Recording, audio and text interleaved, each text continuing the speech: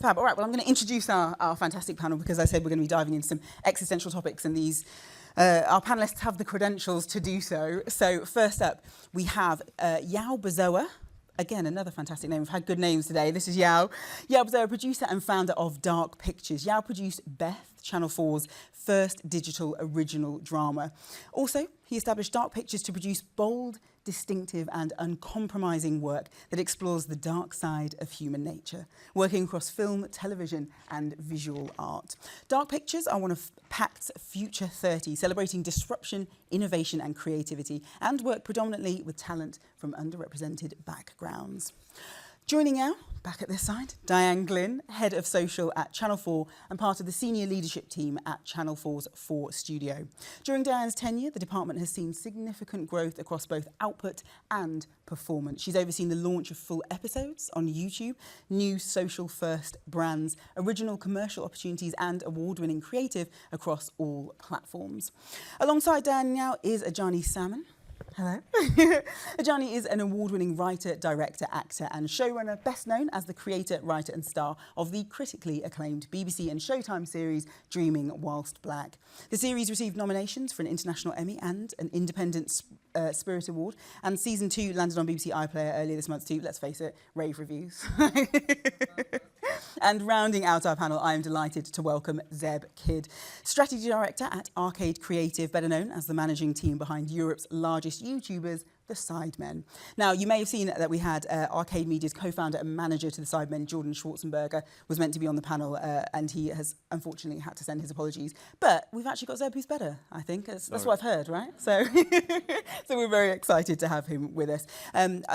Zeb, you've got nearly a decade of experience, right? Working across social and influencer for huge brands like KFC, Samsung, Adidas, to name a few, all with the aim of bringing the entertaining side of social media to audiences of all ages. So, a huge welcome. We've done the embarrassing intros. It's always so awkward, isn't it, to sit through a little potted bio. But let's dive right in, because I think this is the kind of panel that is exactly what OKRE does best, and it is meeting audiences where they are, which I think everybody here is trying to do, no matter what kind of background you come from. So, Diane, I'll come to you first, particularly because you're kind of bridging that PSB creator space. What is the main difference between traditional entertainment, what we would kind of consider gatekeeper-led entertainment, where, you know, you can't necessarily just turn up and make your own projects, somebody's got to let you in, and then this new creator-led world? I'd never actually heard that term, gatekeeper. I know, it feels horrible, doesn't it? I didn't really want to use it, that's why. Serious and a bit like, fascistic in some way. Yeah. What's the difference between sort of what we do, I suppose, and what creators do? In some areas, there isn't much difference, I like to think. I mean, there are certain places where we work with creators. We let creators do their thing in the way that they're so brilliant. So we do a lot of work with creators, partnering with creators that's much more collaborative, where they kind of operate as they would anyway in their space. I suppose... and then, in some areas, it's content that's commissioned. We have, obviously, a commissioning structure, and we decide what that content is and how it's shaped and how it's created. But ultimately, what we do is it's very audience-led. And I think for creators, they work in the same way, that you look to see what your audience is enjoying and you do more of that. I mean, it's kind of that basic, really. Obviously, behind that, there's so many data signals, there's so many analysing what thumbnails work, what titles work, what content formats work, how you optimize your content. So it's not just about the content, it's about how that content is distributed as well. That's actually crucially important in those kind of online spaces. And that's the difference, I think, between legacy media, television primarily. When you create content for TV, you don't necessarily get all that data back in real time, and it's very difficult to know how that's landing and what specific parts of that content are turning viewers off. But in an online space, it's really easy to see that, and then that kind of shapes content strategies accordingly. I mean, Zeb, I'm interested to hear your take, because of course I think so many people would look at the Sidemen as a really exciting example of what creators can look like, what they can achieve. And it's very interesting that they've now landed in, it's Netflix, but we'd call it television, landed kind of back in that space, despite being huge disruptors in the online world. Yeah, I think from the Sidemen's perspective, I think they really saw a massive, a gap in the market for creators to start moving more into production-heavy and production-led kind of long form content. I mean, obviously their experience is on YouTube. That's where they started. That's what they love doing.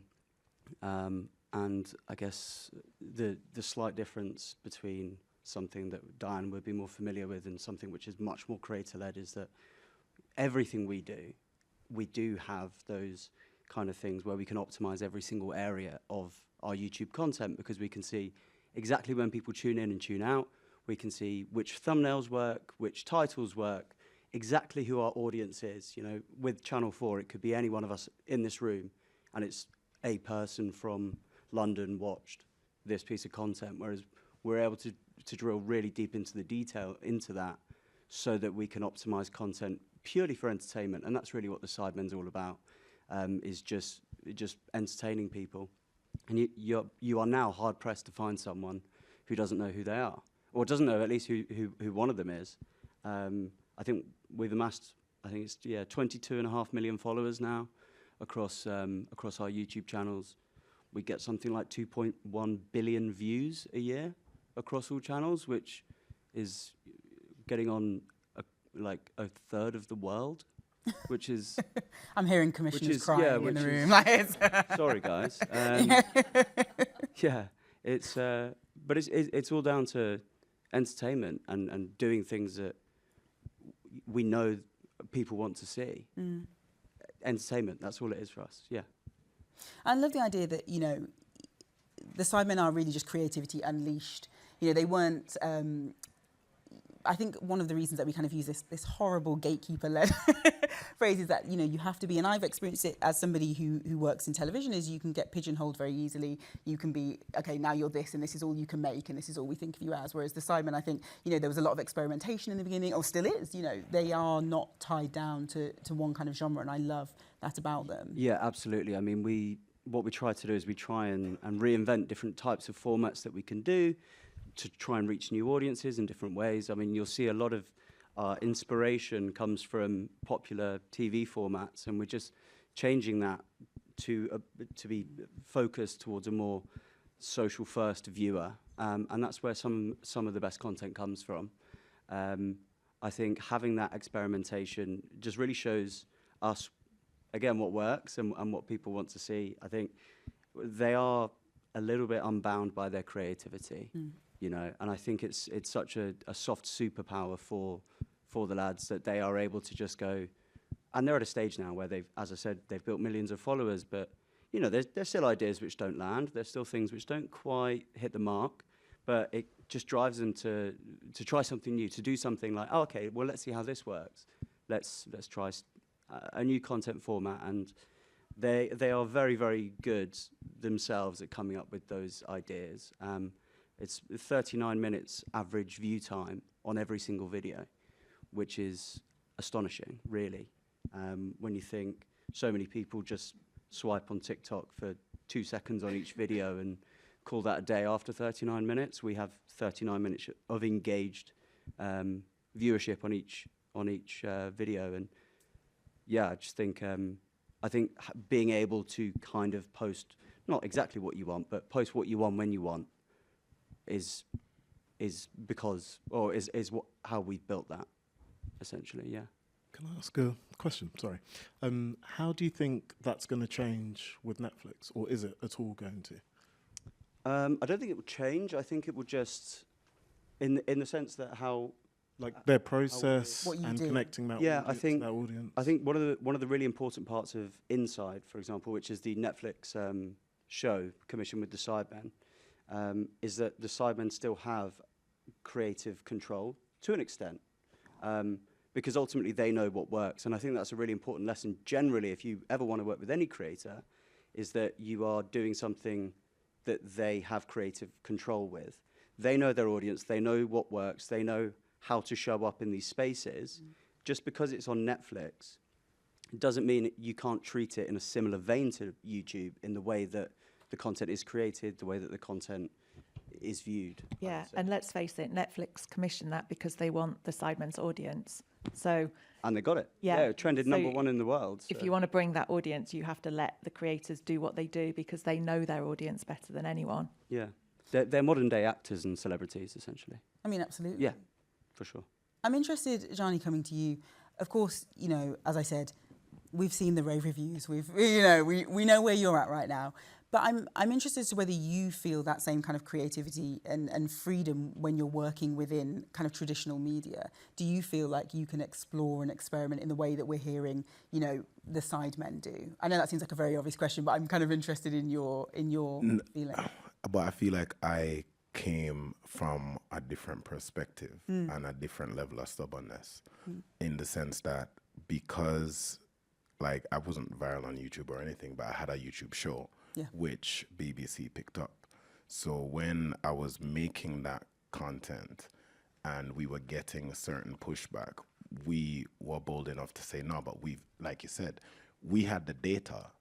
So we could say, well, no, actually, we know what age demographic, what gender, what jokes landed the most, where because again, on YouTube, you can tag comments to like time codes. So because we had that data, our pushback was informed to be like, oh, but we know this works. And even when it was the argument of, oh, but this is TV, I could respectfully say, but black people don't watch your TV. So if you commission me to get black people, you should probably listen to the only black person here. You see what I'm saying? Like, it just makes sense. But as much as that makes sense to everybody in the room, you'd be surprised how that does sound logical to many people in the networks. So that's why, and I think fortunately for us, like our pilot won a BAFTA. So after that, you can't chat to me again. You know what I'm saying? You know what I mean? I'm like, you can't chat to me because I've done the thing. And, you know, season 1 got nominated for 2 more. So I'm like, so coming into season 2, I'm like, well, by that point, it was literally, oh, just let us know when you're done. Like, but you know what I'm saying? But that was proving, like, you know, we had to prove that to earn that. So yeah, it's a different space. Yeah. I mean, what's it like when you're starting a production company, but you don't have that data yet? You don't have those figures. How are you demonstrating in this, you know, I hate gatekeeper-led, but I'm going to say it again, gatekeeper-led kind of environment that you can deliver, whether they even know what the metrics for success actually are? I guess from a producer and production company perspective, I'm the closest to that original world, closer than the creators, than the filmmaker and the actor in Adjani's case. And so you kind of have to live in both. I mean, you have to have feet on both sides. You have to build those relationships with the commissioners. You have to be able to respond to the points that Adjani has just made in those rooms. And in some cases, you have filmmakers that are extremely passionate, articulate, and can make that point.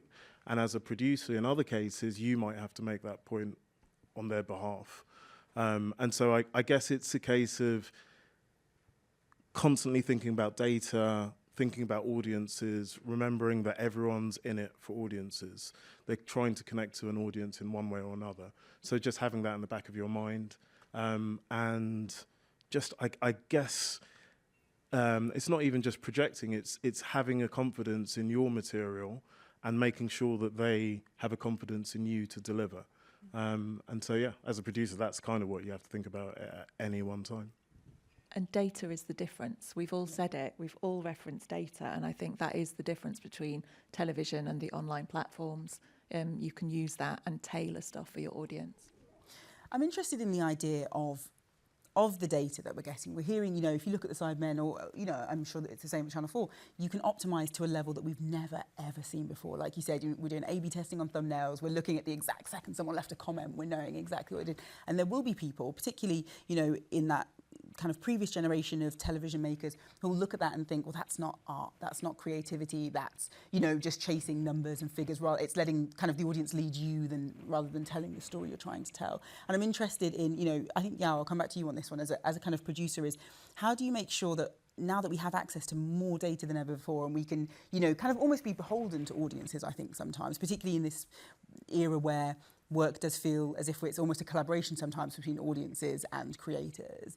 How do you make sure that you're still letting the art of it lead? I guess you have to just be interested in really big, bold stories. It really comes down to the storytelling and your intention in the first place. The data and the numbers back up the thing that you're trying to make. They shouldn't, I think, lead it. For some people, that might be the case. Some channels really might need that, and they might put out commissions, tenders for commissions, because they understand there's an area that they really want you to work within. But as a producer, you respond to that with things that you're passionate about, things that you know are just going to work. You have access to some talent or to a narrative, and that should be I think, for me anyway, that's always the guiding principle. It's, I really want to tell this story, or I want to work with this exciting filmmaker to tell a story. And the data kind of feeds into that, rather than the other way around, for me anyway. Yes, yeah. I mean, I guess I'll come to you, Zeb, and kind of talk about that. Is, again, one of the things I love to talk about is Twitch streamers. If I don't, how familiar people are with Twitch, but one of the biggest Twitch streamers of all time, he went on holiday for a week and he lost about 1.8 million of his followers. And so I do often think of YouTube as a space where there's this unbridled creativity. There is this, I think, unmatched connection and intimacy with an audience. But as I said, sometimes you can be beholden to them. And I wonder how you avoid that kind of problem of, an audience might love this, but we don't really love it, or we're sick of doing it, or, when are you moving past kind of clicks and knowing that it's a meaningful click, if you know what I mean? Yeah, I think ultimately what it all comes down to not just for the Sidemen, but for anyone creating content, is a valued and emotionally connected community. I think ultimately that is the most important thing. I mean, we've seen what I've been describing as creator economy 101, which was when all these influencers kind of first got into social media and were just churning out content after content after content on platforms like TikTok, purely to get views, purely to get likes, which looks great. The optics are amazing. You've got 100,000 followers and millions of views, but there's no real connection there. There's no real meaning in those views, so that when they get given a brand deal, which comes at a fair cost because they have 100,000 followers, there's not really any sales. There's not really anything beyond that. And so I think it's Creator Economy 2.0 is going to be so much more led by the community you've built, regardless of how big that is, as long as it is hyper-focused in this one thing that you want to achieve. That's where you'll see success. And I think there's a lot of talk about how monoculture just across different generations like Gen Z is dying or dead, because we have access now to 1 million different pieces of information that we don't all have to sit down and watch the same episode of Strictly Come Dancing at whatever time. See, I don't even watch, it Sorry, it just isn't a thing in. anymore. Sorry, guys. It's just not a thing anymore for so many people. You don't feel the need to, to sit down and watch things at the commission or the broadcaster's beck and call when I can just choose myself, because I might not want to watch that rerun episode of The Simpsons. In fact, I can go to YouTube and watch another one. But that's and watch Channel 4's content. That's why. On YouTube Yeah. as well That's as why on Channel 4 streaming platforms. and other brands are doing it, because yes, okay, to an extent we are beholden to creating content on that platform, but that's why we try to build a community where there are so many other avenues and so many other touch points, so that we are not purely stuck in that kind of one content stream. Yes. Can I just say, though, just to add 2 points to that, is that Please. for the same audience who, as I said, the Sidemen, no one, they didn't say, oh my God, audience need us to do this prank. You get me? They just thought what would be fun, what would be good, did it, people loved it. So in the same, audiences don't know what they want as well. So it's people interpret, and I guess my second point is people interpret data data is there to be interpreted, and I think a lot of time people misinterpret data. Like being online and knowing that people engage here and disengage there doesn't necessarily mean that, oh, that means we just have to do this 10 times over. Yeah. It just means that it's understanding what about the content that made this point the most impactful, and then if we're going to do something else, how do you recreate that impact in a different way? You see what I'm saying? So it's not data driven. It's just understanding audience engagement. And if you want to be a storyteller, you would want to know when people think your story's dead. So you stop telling that story in that way. It's as simple as that. So I think that's why, as I said, it's like you have to create meaningful engagement so that people come to you for you. Like for myself, I think whatever audience I've built, which isn't that great, if I do a thriller tomorrow, if they put on it, the creator of Dreaming Was Black is now making this thing, my people will come because they're like, well, I just loved what he did. It just so happened to be funny, which is why these guys can branch off and do all kind of other stuff, because as he said, they like them, not that because they did a TikTok challenge. Yeah, I think people buy into real people on social media particularly.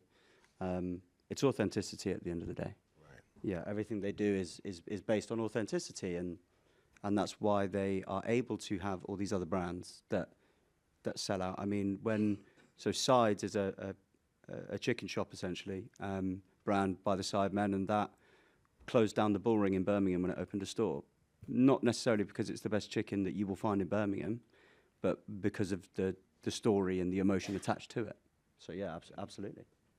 I mean, talk to me about Channel 4, because of course I think Channel 4's foray into this space has predominantly been kind of creator-led, hasn't it? You've gone out and found fantastic people and people who are building those kind of communities that Adjani's talking about and having that connection and brought them in-house. So talk to me about that. It's a mixture, actually, yeah. We put our archive, our streaming archive has gone out onto YouTube as a platform now, but we were very specific about dividing that into different accounts. So we have like documentaries, we have lifestyle, we have entertainment, we have comedy, because to all the points that have been referenced, it is about communities, and the way the algorithms work as well taps into those communities. It's about serving people what they enjoy and what they want to watch. So we've had to be very hyper-focused with the type of content and where we put it. And then equally, we have an account, Channel 4.0, which is our kind of youth skiing brand, and that's very kind of creator-led. We've launched a lot of new talent onto that account, as well as working with established YouTubers as well. So that's a very sort of different proposition. That's sort of a YouTube first proposition. And I think when it comes to something like Channel 4.0, that's probably a little bit more akin to what these guys were talking about, where you've got these personalities that people have bought into. So you can do different things with this roster of talent.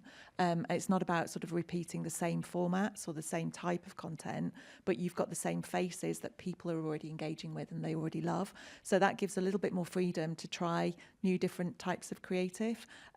Where we've got existing archive, things like the Channel 4 documentaries page, that was a little bit more challenging because Channel 4 do a whole plethora of documentaries. And so we found a few years back, when we were sort of first experimenting in this space, we'd have documentaries about kind of, Britain's underbelly and crime scenes and, really sort of dark authored documentaries. And then we put a documentary with Davina McCall talking about the menopause. Nothing wrong with that documentary. It's a really good piece of content, but it flopped because that audience was used to a very different type of documentary. So that was when we recognised we had to split up the documentary account, and now we've got crime and we've got history. We've got the original docs where we kind of joke that if the thumbnail is a man in a balaclava in front of a burnt-out car, you're going to get the numbers. It's that sort of specific. And then equally we have our lifestyle, which is very sort of homes-led content because Channel 4 do homes. So for a broadcaster like Channel 4, where you do lots of different types of content, you have to kind of work with the algorithms by carving up your catalogue, basically. It is sort of slightly different to kind of working with creators where the person is your kind of thread that links it.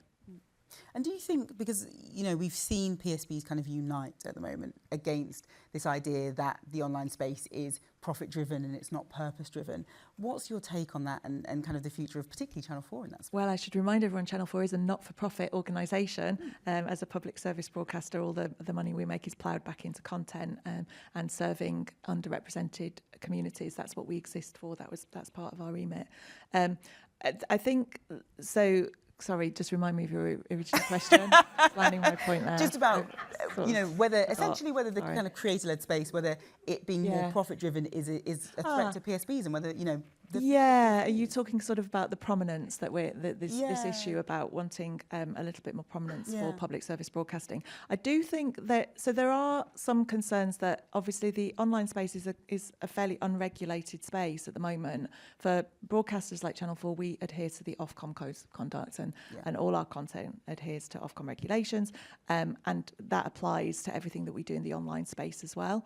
And I think I was in here for the Men on Screen session earlier, and I think Sarah Sternberg made a really interesting point about young men particularly being served a particular type of content, and that's the content that they're interested in. Therefore, that's the content they keep being served, and it's not necessarily healthy for them or for society, and it can lead to, she's got statistics, in fact I need to go away and look at them, but there are statistics about how that can increase risks for depression and self-harm and things like that. So I do think there are concerns about this space being unregulated, and I do think we have a responsibility to help try and look at that and create an environment that's safer and has full representation as well. I think the way the algorithms work, if you're constantly being served content that you've enjoyed, you're maybe not being exposed to lots of different types of content, lots of different incidental representation, as was talked about earlier. And again, I don't think that's healthy for us as a society. So I don't have the answers to this, but obviously one of the things that we're looking at is PSVs getting prominence on these platforms. Oh, I heard you had all the answers. This is why I brought you in. I mean, I'll come to you on this because you touched on a really important point here, which is the kind of unregulated nature of the digital landscape, and the fact that, of course, it is at once incredibly representative because people are not in any way gatekept. They can tell their stories. They can, be as authentic as they want to be without anybody handing them producer notes or, coming back with data or audiences or any kind of that. But equally, as Diane said perfectly, you can also end up in a bubble, and then you can end up just enjoying work that doesn't in any way represent the world around you. And we've heard a lot today, I think, in lots of our earlier panels about the importance of kind of embedding representation and so early into production and creating this incredibly inclusive and representative future of entertainment where we're hearing all of these different perspectives. And of course, you can just lose that in the online space. And I know that you in particular work with unrepresented voices and try to platform and champion unrepresented creators. So for you, do you think that's a threat? How do we address that while still kind of maintaining that creativity and freedom that's in that space? I guess you just have to be intentional in everything you do. And that might not be the case, that might not be the choice, in fact, for everyone, but that's certainly our choice. Yeah. We're interested in specific types of stories, and I don't think there has to be this divorce between profit and responsibility and representation. I think it can be just both things can lead to each other.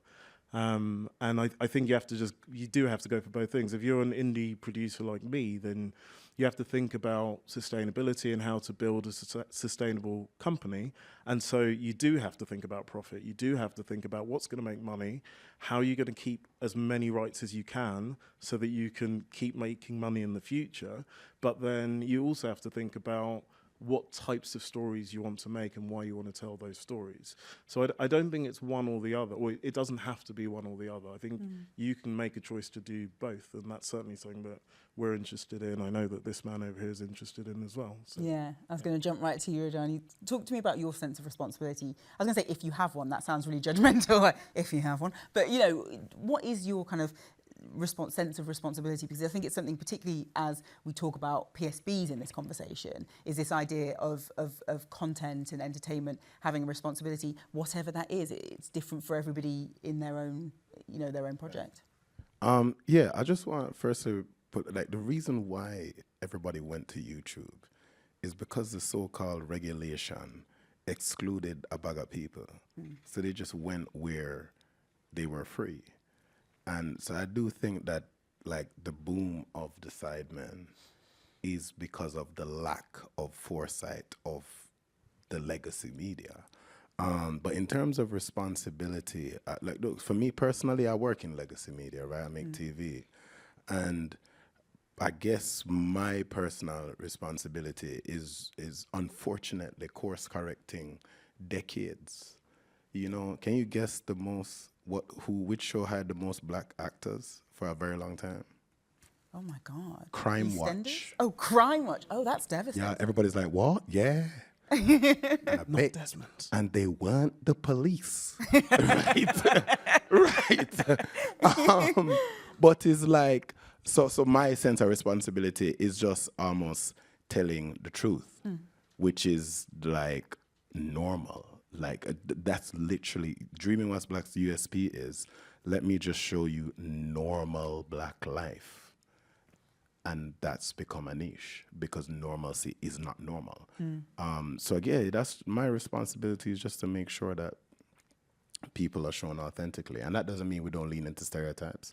It's just like we have a rule that if we're going to have a character that is a stereotype, we need to have 2 more of the same person, just so that when people see them, they at least, oh, but there's another, like if we have a Nigerian auntie who's being a Nigerian auntie, at least there's another Nigerian auntie who's normal. So it's not like we're just saying, oh, let's just make fun of her. It's like, well, she does exist, but also the normal auntie also exists. So it's just about being truthful to who our community is. That's it. As a Nigerian auntie, I thank you.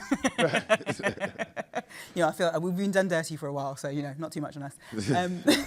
I mean, so let's talk about responsibility in terms of, you know, what you give back, because I think one of the things that is undeniable about this creator economy is the money, is the influence, not just financially, but, you know, this is a level of kind of, I mean, celebrity isn't even the right word. These people are so influential, and the Sidemen have chosen to do something good with that, as much as that sounds so cliche. Yeah, I think, you know, the 7 Sidemen, I would say, never set out to become millionaires, which they are ultimately.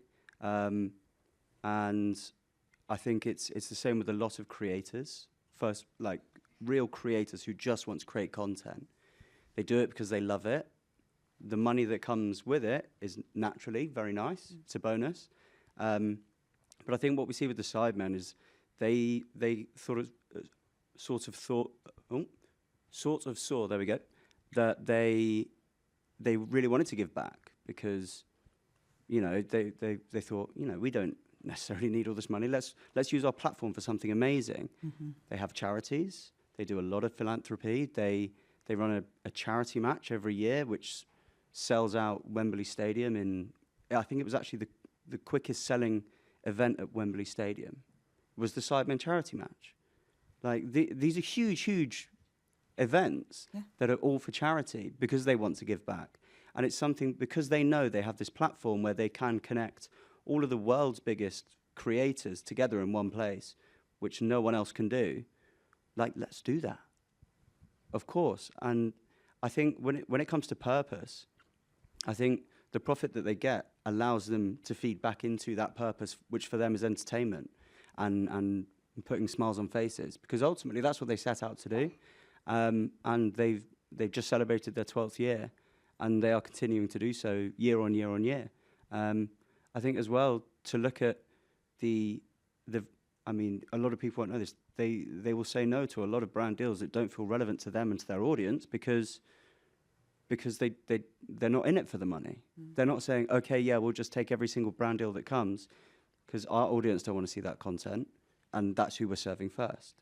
So their purpose is making sure that the community they've built care about the content that they're watching. And that's why I think, again, they've done so well to succeed. And I think a lot of this conversation around, you know, oh, it's all for profit is, I think it can be a bit of a lazy narrative, to be honest.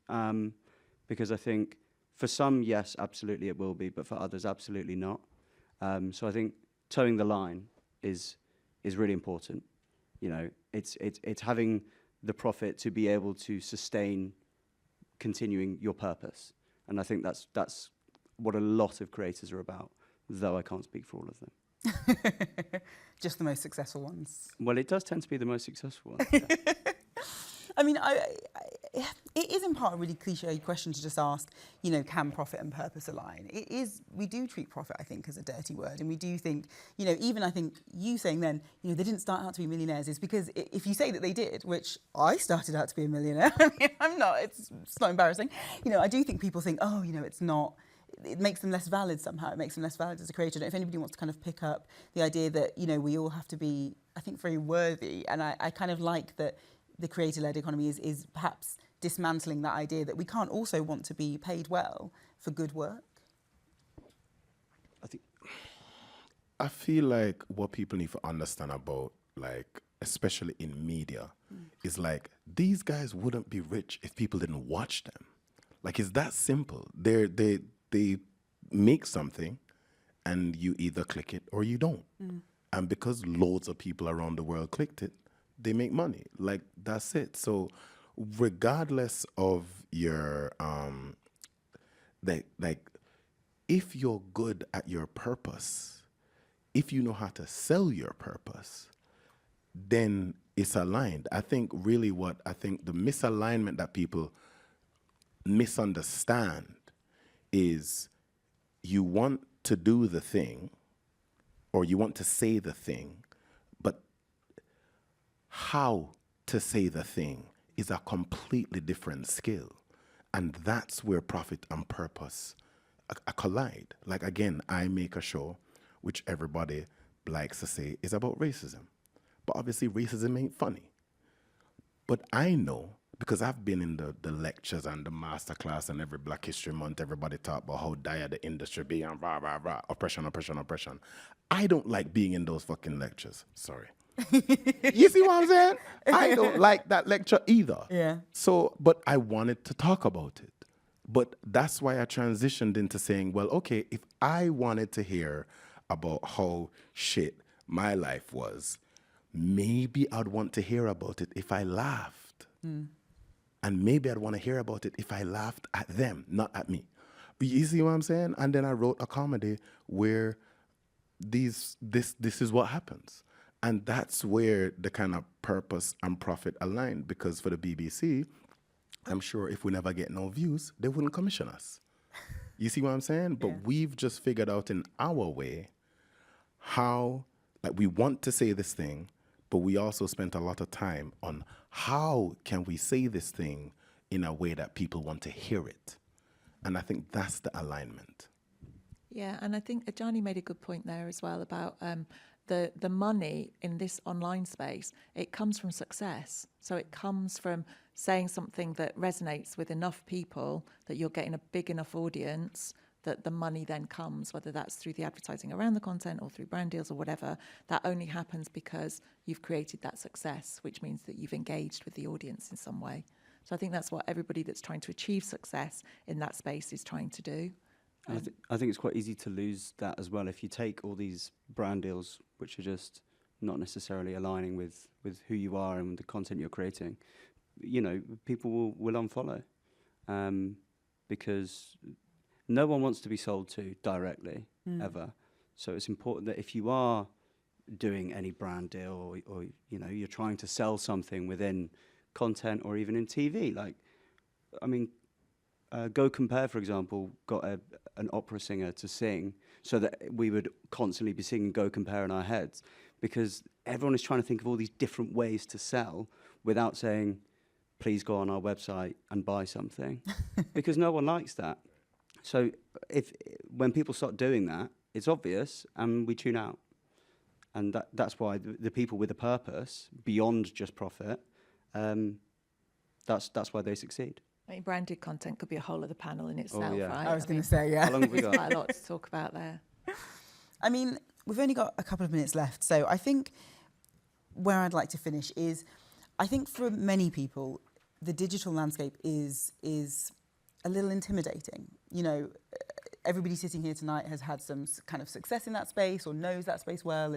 And you know, in particular, you know, if we look at, say, Adjani, you had a successful online show and that's what kind of led you to a BBC commission. They could see it. And for many people, that's not the case. You know, they are without an audience, or they, you know, didn't start in that space. Perhaps they're a bit more traditional and they always have worked through that kind of production perspective. So for people who are not necessarily even looking to dip their toe into that space, but who want to harness learnings from it and kind of push forwards in this new kind of shared space, what can they take from digital creators, and what can they use to kind of, as we said, bring data where there isn't data? What can they show in the way that is the social proof of digital without having to go there? Because for many people, it's not, you know, YouTube is not a familiar space. They might not want to put themselves on TikTok. So I don't know whoever would like to jump in, but I'm going to come to you all. So if anybody wants to start there. I mean, if it's not a familiar space and you want success there, you have to make it a familiar space. You have to get on there and use the platform, know how it works, and then put some stuff out and find your audience, know who your audience is, and put stuff out there that they like, they want. Use the data. We don't say data-driven, but we say data-informed, because it is important. You can see what they're engaging with, what they like. You can do testing, thumbnail testing, title testing, format testing, all of it. And then see what audiences like. I'm speaking now a bit more from the Channels 4 perspective. I suppose if you're a creator, you're doing the stuff that you like, you're doing the stuff that you want to say, and finding the people that resonate with what you want to say. I come at it from a slightly more corporate angle, I suppose. So for us, it's about finding what the audience want to engage with and doing more of that. And do you think, kind of a very specific question for you from that perspective, do you think people can still be successful in specifically kind of looking at television and television landscape without that kind of social proof behind them now? You know, if somebody doesn't have an online show, if they don't have that TikTok presence, is it harder? Well, I'd probably say it's easier if you've got that social following. Yeah, it's easier these days to get into TV because you've got demonstrable proof that people like what you do. So it definitely, you know, gives a leg up. But it's not impossible. I mean, I don't want to speak for commissioners. I'm not a TV commissioner, but it isn't impossible, I think, to get into TV without that. But I think it's a calling card, isn't it? It's like a portfolio. If you're doing something and you've got a portfolio to show people, this is what I do, and this is how many people like it, then that's going to get you, you know, your doors will open. And again, I'll kind of bring the original question back. You know, what can people take from that digital space, whether they work in it or not? What are the learnings? What can people take to, as the title is, kind of meet audiences where they are? I guess for me, it's just an authenticity, just bringing your best self and not trying to be someone else or not trying to tell a different story. It's just being authentic, and that goes very, very far. And also just research. There's so much content out there. Anyone can just log on and see what works, why it works, how it works. And so positioning yourself within that, I think it's never been easier to do that. Whether you're funny or clever or, I don't know, charismatic, that's a different thing. You might need a bit of that stardust as well to really go far. But I mean, I think authenticity is the most important thing in all of this. Yeah, I've just off the back of that, 100%. Authenticity is how you win, I would say, across digital platforms. And on top of that, telling a story that actually matters to you first, or if you're a brand, to your brand first, and then build the audience around those things. I think that's where a lot of success has come for any brands I've worked with on social media and creating content. It's make the content and they will come, is what we say. Because if it's good enough, people will pay attention, they will stop and stare. And I guess just to build on what everyone said is like, that's good when you know exactly who you're talking to. I think that also helps. When you know who you're talking to, like not everybody. You see what I'm saying? Like I know, like I like Downton Abbey. I know those writers didn't think this Jamaican youth would love it, but they knew who exactly they were making that show for. Super served them, and it spread to the masses. In the same way with a show like Dreaming Whilst Black, we say our show is literally about black filmmakers in London. That's it. That's who we serve. But look, my aunt watches it. Because we knew our audience and we super serve them, they become your megaphones. Like, I know the Sidemen, not because I watch the Sidemen, but because my cousin watches them and keeps telling me, yo, you need to watch this thing. You should watch them, yeah. You Really see good. what I'm saying?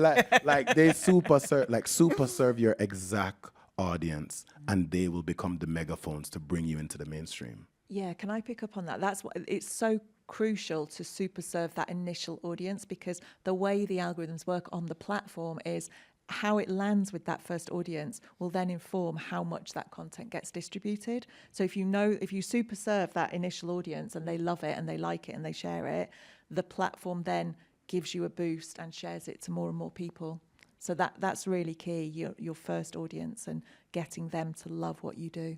It's fascinating because even though we are in kind of a digital space in this panel, and we've had a lot more traditional panels earlier in the day, this is what has come up time and time again, is to find your people, to tell your story, the story only you can, to the people only you can. So I think that's kind of a lovely spot for us to have ended up in, because it really, I think, resonates with some of the other messages that we've heard today. But thank you so much. As we said, we could have talked about this all day, but a huge thank you to our fantastic panellists. So we've got Yaw, Adjani, Zeb, Diane, thank you so much.